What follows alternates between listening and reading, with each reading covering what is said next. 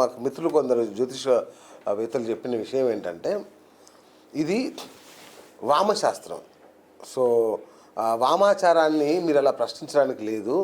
అది సదాచారం వేరు, వామాచారం వేరు. వామాచారం అనేది సృష్టి ఆది నుంచి ఉంది. కాళికా అమ్మవారిని కొలుస్తూ ఈ ఆది దేవతల్ని ప్రతిష్ఠించి చేస్తూనే ఉన్నారు కాబట్టి ఇవి ఉన్నాయి, అవి ఉన్నాయి, వీటిని విమర్శించడానికి లేదంటున్నారు. మీ వయసు ఎంత? 47.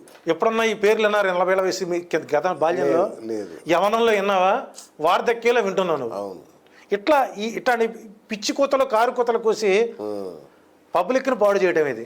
ఓకే, అంటే శ్రీకృష్ణుని గొప్పవాడు అయి చెప్పినాడు మీకు.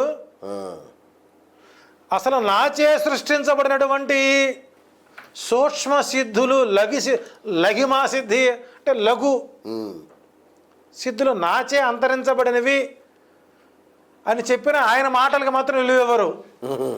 అంతే కదా, అంతే కదండి. అవును, పెద్దలు చెప్పినప్పుడు మనం వినం కదా.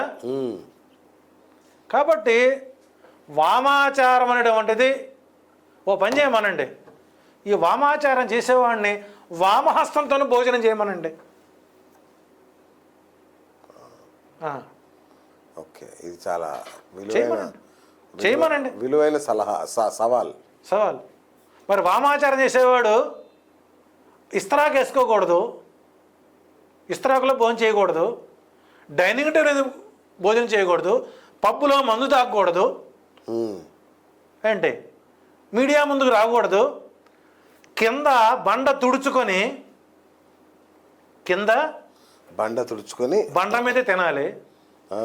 మరి ఇవన్నీ చేయకూడదుగా మళ్ళీ.